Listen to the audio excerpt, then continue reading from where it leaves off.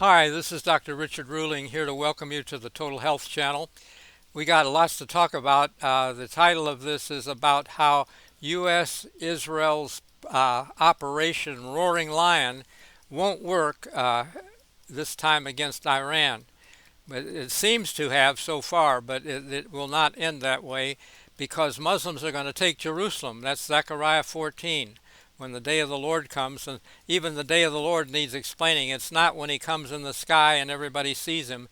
God came to Egypt invisibly, and the Apostle Paul says the day of the Lord comes as a thief in the night. Well, God came as a thief in the night to Egypt when he executed judgment on Egypt for enslaving Israel and throwing their babies in the river. But the U.S. is worse than Egypt. We've thrown 63 million babies in the river, in the trash rather, since Roe v. Wade, and we have enslaved most people in substances like alcohol, tobacco, drugs, even medical care is a form of bondage. If you have to go back for tests and X-rays and drugs that might kill you because adverse drug reactions are really a leading cause of death, not reported by the CDC because they're in business with pharma, which is a deceptive organization, the industry. Actually, former editor of the New England Journal of Medicine, Marcia Angel, wrote a book, The Truth About the Drug Companies, How They Deceive Us. And that's basically true. It seems like when people die more from one thing, they don't die as much from something else, so they report benefit to that drug that helps that, even though people may be dying more from heart disease, Alzheimer's. Well, I'm not going to go there. This is not about that. I want to report to you about what I said, how what's happening in Israel is really a fulfillment of prophecy. Specifically, I'm going to show you when Christ was asked about the end of the world, he said to understand the book of Daniel. And in Daniel's 8th chapter, there's a vision, a conflict between a ram and a goat. The goat is pushing from the Middle East, and it angers the ram is pushing from the Middle East. It angers the goat that flies from the west. And we represent that goat there. The horn, great horn, represents the first king of Grecia, it says. Well, that was Alexander the Great against the Medes and Persians. The horns on the ram were Medes and Persians. But verse 17 says the visions of the time of the end. And so history is going to repeat. It's not about Medes and Persians and Alexander the Great. That's done and gone. But those Medes and Persians are Iraq and Iran. And the goat flies from the west. It has a great horn. In Bible times, they cut off horns to make trumpets. The great horn is a great trumpet, okay? And he has just neutralized, broken the second horn on the goat was Khomeini, the leader of Iran. So there we are, fulfillment of 2,500 years of prophecy last weekend. So get ready for other things to come. And I just want to explain why what Netanyahu said about Operation Roaring Lion was going to be difficult, but they were going to prevail. I don't think so initially, because I think God wants to teach the Jews a lesson, because they did not honor him when the UN offered free land 1947-48, and I know it looked like a miracle in War of 67, but really the devil can give miracles as well. And basically the Jews did not honor God's word, what they call it the Torah. In Leviticus 26 chapter, 4 times God said in verse 18, 21, 24, and 28 that if you walk contrary to me, I will punish you 7 times over. And they did. They walked contrary to him, and you have it in Ezekiel 4, verse 5 and 6, okay, or verses 4, 5, and 6. Ezekiel was asked to lie on his side 390 days, each day for a year, that Israel was in apostasy. Well, if they were in apostasy 390 years, that's why he laid 390 days, the 7 times 390 is 2,730. And Sennacherib came down from Assyria to take Israel captive and took them in 722 BC. Now the math is really easy because 2730 minus 722 is 2008. But there's no year zero when Christ was born, so it's 2009. You add a year. And in 2009, the Pope Benedict came to Jerusalem. And early Christians understood that Rome was assigned to flee Jerusalem. So when Benedict came, they got out of Jerusalem. They fled and were spared the siege by Titus. And if Jews were listening and paying attention, they could be spared big trouble ahead because their city is going to be taken. I would bet every dollar I have on that. And I believe it's only about a month away. It's Passover time is when Titus came to Jerusalem and began his siege. I don't think this group is going to last that long because of modern weapons and so on. But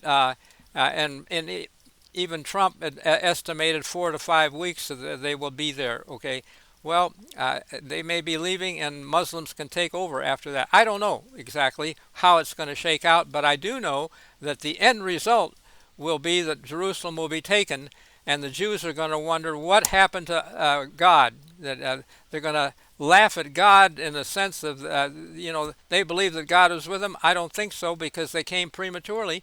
And a Messianic rabbi told me that 90% of the Jews in Israel don't care about God. They just came for the free land. And so God's going to teach them a lesson, I believe. And they will have an opportunity, if they want to see it, when the Lord roars from Jerusalem a month later, and the heavens and earth shake, and the Muslims flee, the Jews are going to have to do some thinking. Why? The Jews are going to have to wonder, why did God let the Muslims take us out and now frighten the Muslims out? It must be, maybe we've missed something somewhere. They didn't count the sevens historically.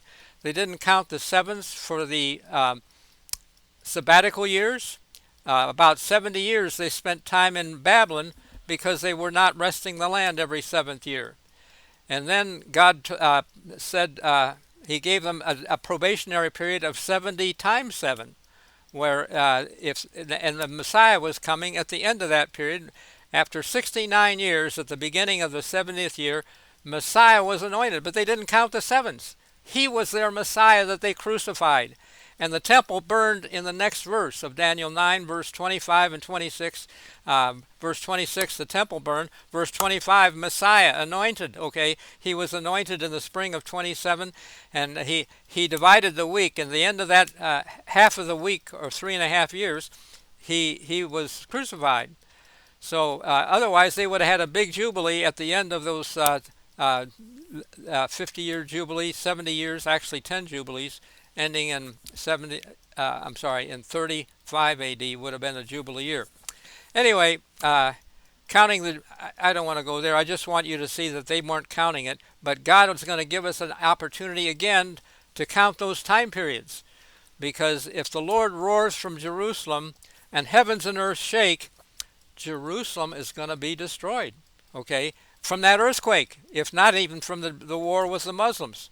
So the point is, there's going to be another decree implied, I believe, at Pentecost this year.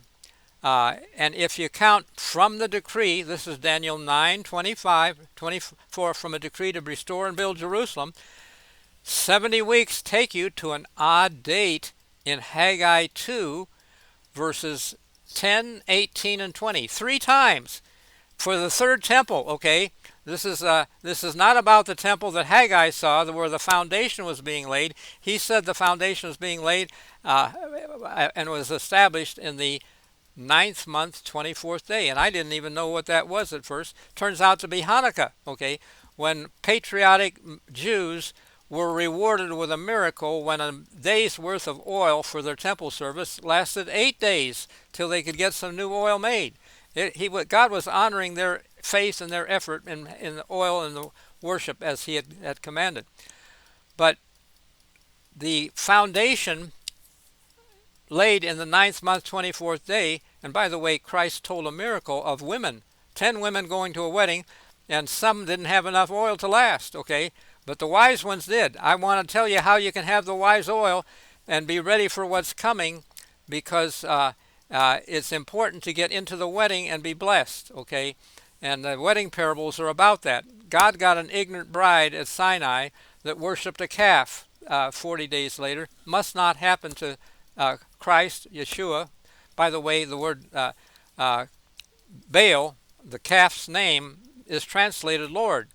And so Christians today worship the Lord, but the Jews know it couldn't be Jesus. There's no J in Hebrew, no J in Greek. It comes from the society of Jesus. Okay. The bottom line is that we need to understand. In fact, I have a book somewhere here. I did have. It's called. Hold on. I think I do. Well, it's Yeshua, the Jewish name, how Jews call Jesus, Yeshua, because Shua means salvation, but there's the actually letters in Hebrew represent the Godhead, I believe, the covenant name. Well, we'll get into that another time.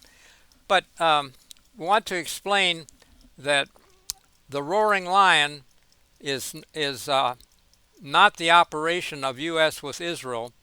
In Revelation 6th chapter, when John heard thunder, it was one of the four creatures by the throne saying, "Come and see." Now, the only creature by the throne is the lion when it roars, okay? And that is in Revelation 5:5. Christ is the lion that roars, okay? So, and it says, "Come and see," and there's a white horse. And it's that roaring lion calls attention to topics that we need to understand. I have a book called The Earthquake and Seven Seals. Let's see here. Here it is. This is what it looks like, Earthquake and Seven Seals.